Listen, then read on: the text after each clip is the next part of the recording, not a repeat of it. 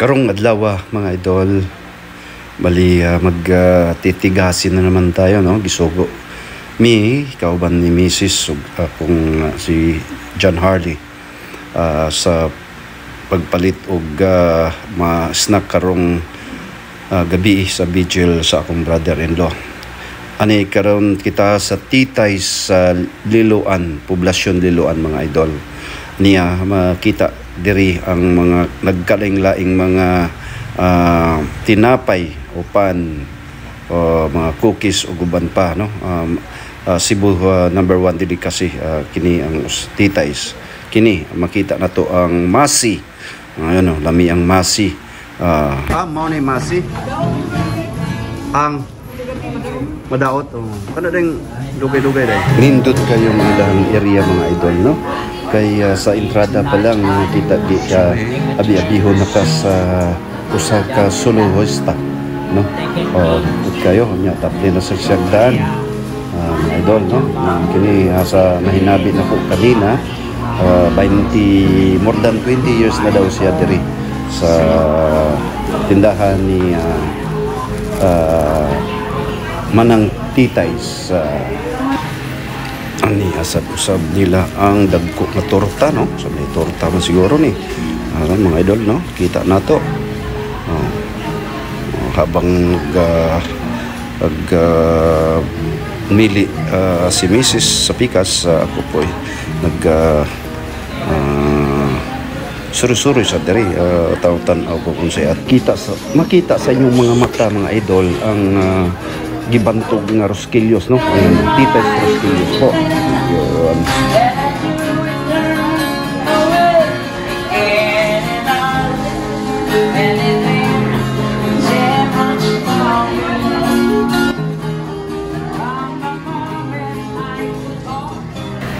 Uy, sa lain pa dato naaman sa diay sila'y gawa sa pana, sila'y sugbuwad. Ayun, no, sugbuwad.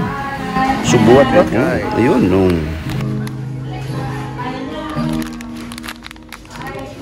Piyaya.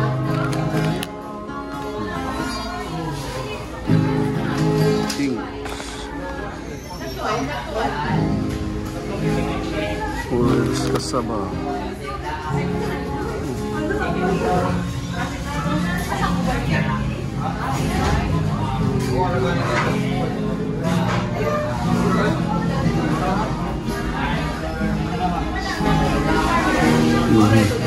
Polvoron.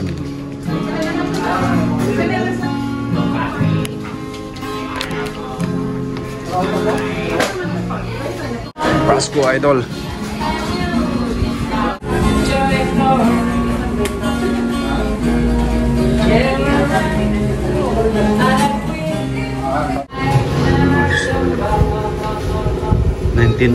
Tagal na, no? Yun, in all began in 1907 when Margarita Titay Vasco made her passion for taking petit classic biscuit that would eventually become one of the most iconic delicacy in Cebu. Yan po mga history niya sa tindahan po ng Aling Titays.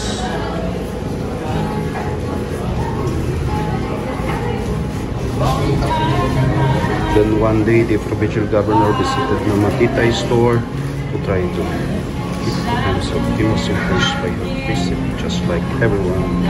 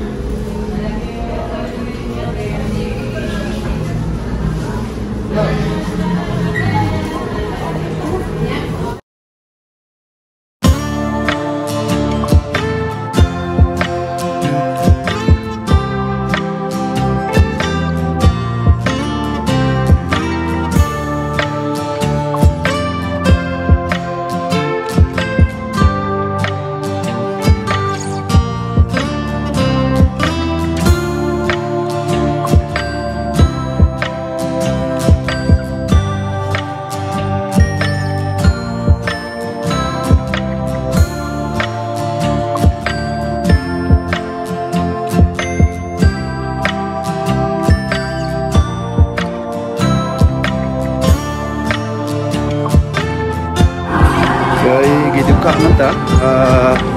Inom sa dagkape diri. Ano sa cashier karon, no? Mga supportive na staff. Hello, hello. All smile, no? Kaway-kaway naman dyan, mga idol. Musta? Musta, Dol? Kape ba? Hi. Musta may... Hi guys. Hello. Welcome po. Mabibihon kayong mga mga staff, mga titay staff, no? May hapon. Order kong kape. So may magnaay lang ko. Kanang gamay sa tong gamay lang. Kape latte. Kape latte. Dine in, sir. Oo. Dine in. Ha? 100. 100. City na sa 100, no? Musta. Tagas sa pangalan to. Rogelie. Libradilia. Uy, shout out to mga Libradilia family, no? Dari sa Liloan. Mismo ng poblasyon Liloan, Cebu. Yun. Bayad mo na. Hello. Musta? Ano ko mo bayo? Bayo. Ano ba to? Mga unta, miss. Mga unta. At kuha na. Or kuha na po diri. Ha? Dili ba? Kuha na po diri or i-serve dito? Aha. Kay gaduka man mga pisa ka mga lods, no? Biyahe man ito paano yung kape? Rato ra yung kape dali, no? Sana all.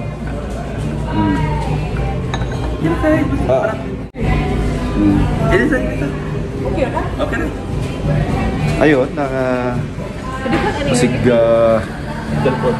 mga kuwan mo idol nga nung naami diri namalit mi sa kuwan karon gisugo mi sa akong sister-in-law nga or ang snack kunya sa vigil ni Brad Harold.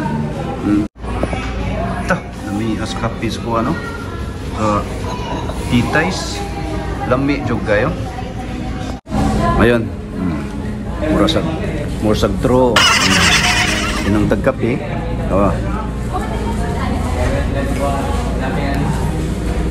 Alam ni aoy. Mawag yung mundo ka ano mga lods, no? Lami jud kayo. Diri pa mi sa Liloan ng api. Layo gid siya.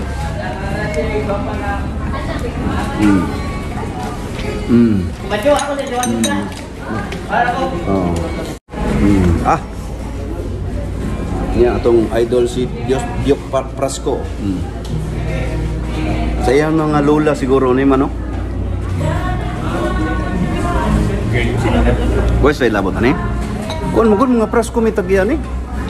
Tanawa sa kuan. Iyang lola siguro ni.